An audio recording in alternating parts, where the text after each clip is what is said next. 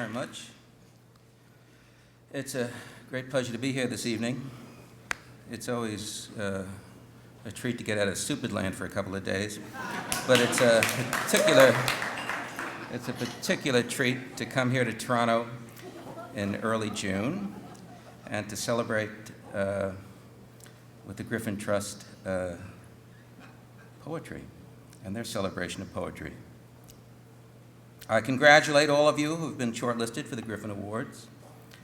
A number of you will awaken tomorrow morning with what my mother calls a big head, by which she doesn't mean the sort of vainglory endemic to those of us who practice this curious vocation, but rather a good old-fashioned hangover. Drink deep tonight, you've bloody well earned it. Those of you who don't win can find solace in the knowledge that you've been paid far more attention to the past couple of days than you've probably been paid before. And the judges are pusillanimous, blinkered, compromised gits, so what the hell did you expect?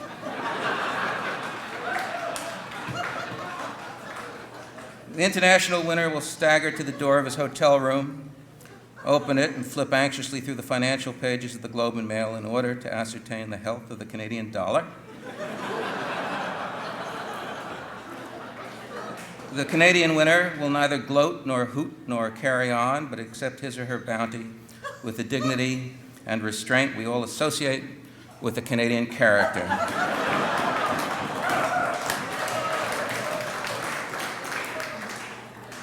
I can personally testify that both winners will, in a year's time, be feeling a bit like that fairy tale character, the late Jimmy Rushing of Count Basie's band, called Cinderella, back where she came from, sweeping up cinders in front of her miserable sisters.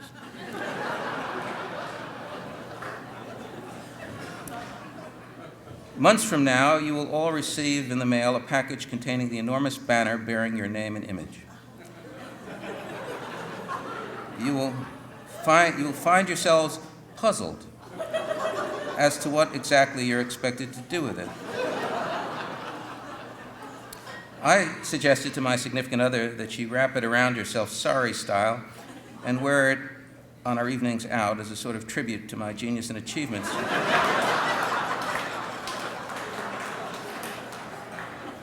She told me to go, well, I won't tell you what she told me. It reflects poorly, I think, on her upbringing. I suppose you want me to say something cheery about poetry. I recall my friend, the English poet Christopher Logue, who was shortlisted for the Griffin Prize a few years back, telling me about a visit he made to Prague not long ago, to one of those international culture fairs they're so keen on in the former Soviet bloc. At any rate, Christopher, who's now advanced in years, spotted another Anglophone old-timer, an American, and the two men discovered an immediate bond, which had to do with the rotten food on hand and where they might elsewhere go to address that problem. The Czechs, you see, like the Hungarians, are very fond of lard. So the two repaired to what looked to be a tolerable beanery, sat down to dine, and introduced themselves to one another. As it turns out, the American was Elmore Leonard, the famous crime writer. Logue was suitably impressed and introduced himself. Quite reasonably, Leonard had never heard of him.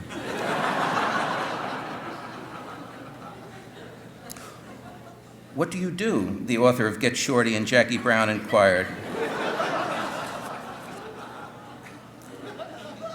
I'm a poet, Logue replied. Elmore Leonard looked at Logue intently for a few moments, then said in a genuinely earnest, heartfelt tone of voice, "You know, the first thing that comes into my head every morning when I wake up is thank effing Christ, I'm not a poet."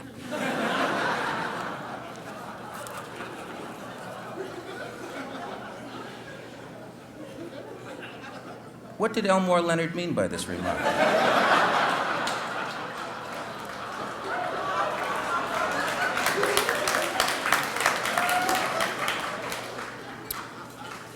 Glory and riches notwithstanding, where was the celebrated chronicler of poor behavior, usually taking place down the road of peace in Detroit, coming from, as it were? Of course, I can only speculate. It is a far more difficult and worthy job to write one 21-line poem about a June twilight in Toronto then 42 novels, many of them large successes, some having been made into movies, about low characters behaving badly and being chased by those only somewhat less badly behaved. Control yourselves. That is, if the poem about the June twilight is carried off so well as to be almost unforgettable and remain so for a good long time. How often is this sort of poem carried off? Rarely. How rarely? A few times a decade in any given language, perhaps a score of times a generation. It is what all poets aspire to. All writers, in truth, as novelists, even James Joyce, usually begin as poets and fall short. Poetry is the most difficult and demanding of the literary arts. It is also the oldest and most enduring, and despite rumors to the contrary, is not about to go away anytime soon.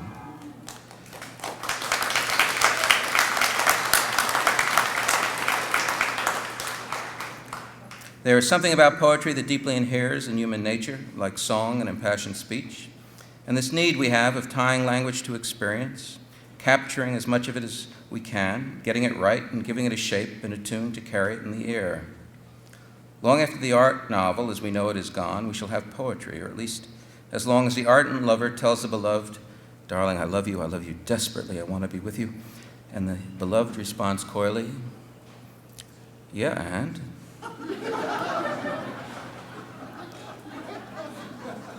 And who will read this 21-line poem about a sunset in Toronto? 50 people? 200? Perhaps a battalion of sophomores after the poet is long dead, 98% of whom will experience nothing at all of the magic of the poem, only mild irritation at having to expend the effort in reading and try to understand it, or understanding it so far as having to say something sensible about it come exam time. I received a flyer from Comcast Cable the other day.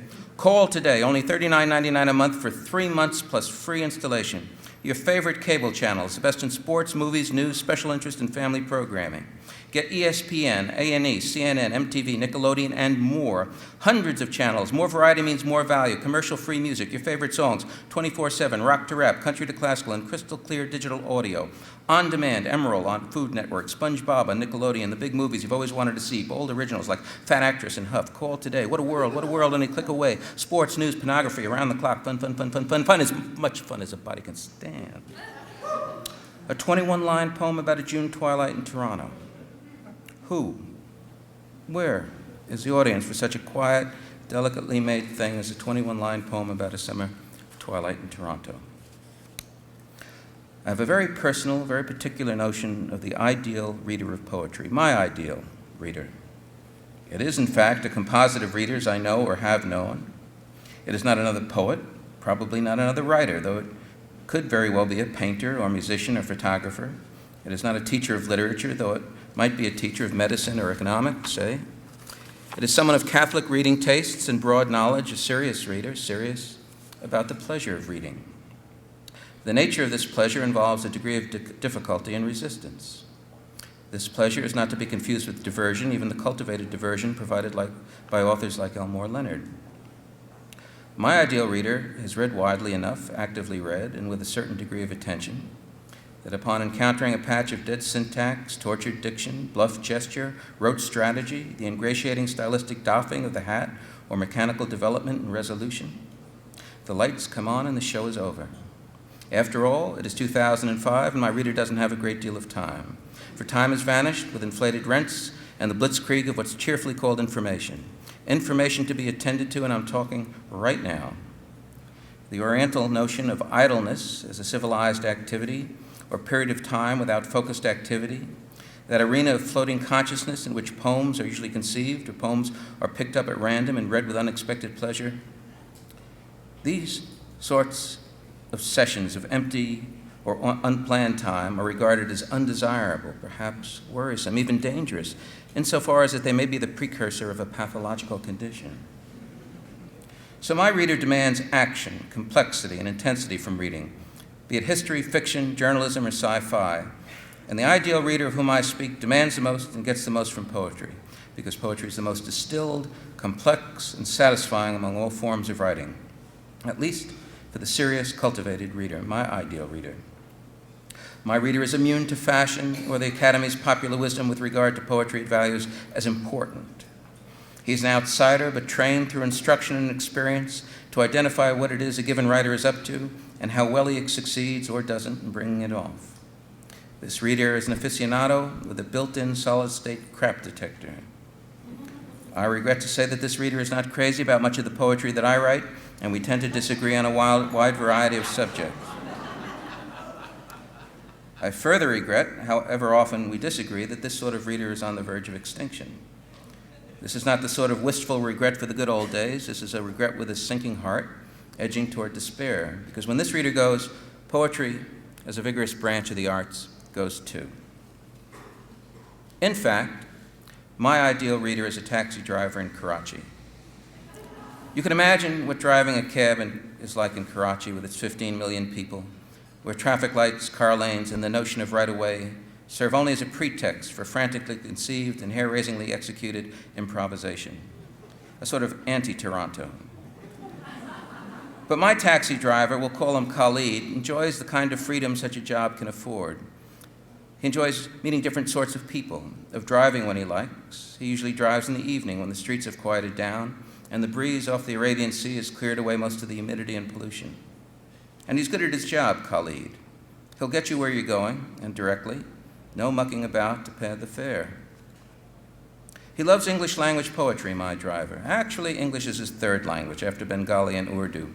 But his maternal grandmother was an English speaker and read to him in English as a child. Khalid studied English literature in school and had an inspirational professor at one point, one who was responsible for igniting his interest in contemporary poetry. It is an interest he has cultivated for the 20 years since he's left university. Khalid subscribes to or reads online at the university library a variety of literary journals in English. His enthusiasms are eclectic and unpredictable, but genuine and intense. His in-laws regard this hobby of his as odd, and to a certain extent so does his wife, who found it really quite charming while they were courting, but who has come to mildly resent this fascination of his, which occupies so much of his time, and also the amount of money he spends on these useless books. Khalid's library of contemporary poetry is a curious mix. It includes the Scottish poet George Mackay Brown's Fishermen with Plows, a 1964 pamphlet by Ed Dorn entitled Hands Up, and which was rather pricey. He's got on hand a translation by Charles Simic of a Serb poet he very much likes named Alexander Ristovic. Khalid's favorite Irish poet isn't Seamus Heaney or Michael Longley, but a librarian from Cork named Thomas McCarthy. Go figure. The book of McCarthy's he's got at home is Mr. Dineen's Careful Parade. Khalid has a well-thumbed copy of James Wright's The Branch Will Not Break, and an equally well-thumbed edition of Jean Verlaine's poems translated by W.S. Merwin. He has a copy of the poems of Gail Turnbull, an Anglo-American Scottish poet who, for some reason, is published by Porcupine's Quill Press in Erin, Ontario, and includes a sequence about country doctoring in northern Ontario, where the physician-poet lived for a time. Khalid has an old New Directions copy of Charles Reznikoff's By the Waters of Manhattan, and he follows the work of an Australian poet named Laurie Duggan. He especially likes Duggan's versions of Marshall's epigrams and his translations of the Italian futurist poet Soffici, especially the line, "A decade shrinking like a worm in phosphorus." Oh, and there's another line he likes. Buses scatter for the suburbs like magnetized filings. Khalid likes to read during the breaks he takes in his evening shift. There's a pavement cafe near the river where he'll sit drinking tea and reading whatever book of poems or journal he's got with him that night. He looks forward all day to these windows of time where he can indulge his hobby. It's quiet at the cafe in the later evening. Tonight he has a favorite volume with him. It is a first edition of a book entitled The Dumbfounding by Margaret Avison, published by Norton Press in New York City in 1966. What an old book. It wasn't that expensive online, even for the hardback, but they really socked it to him with the postage and handling. There's a favorite poem of his in the book. He's read it so many times he nearly has it by heart. It's called Twilight. 3 minutes ago, it was almost dark. Now all the darkness is in the leaves. There are no more low garage roofs, etc. But the sky itself has become mauve. yet it is raining. The trees rustle and tap with rain, yet the sun is gone. It would even be gone from the mountaintops, if there were mountains. In cities, this mauve sky may be of man. The taps listen in the unlighted bathroom. Perfume of light. It is gone. It is all over. Until the hills close to behind the ultimate straggler, it will never be so again. The insect of thought retracts its claws. It wilts. Why, Khalid wonders, should the sensations of a spring or summer twilight in Toronto, Canada, affect him in such a way? It really is an astonishing thing, the spell a poem can weave, and in only 21 lines. Quite remarkable. If I ever make it to Toronto, Canada, I would like, one, to experience a warm twilight evening to see if Miss Avison got it right, and two, if she is still alive when I get there, I should like to thank Miss Margaret Avison personally for the joy her poems have brought to me. Which reminds me of a remark attributed, if memory serves, to Margaret Atwood. It goes something like, wanting to meet the author of a book you particularly enjoyed is like enjoying an especially yummy plate of foie gras and wanting to meet the duck.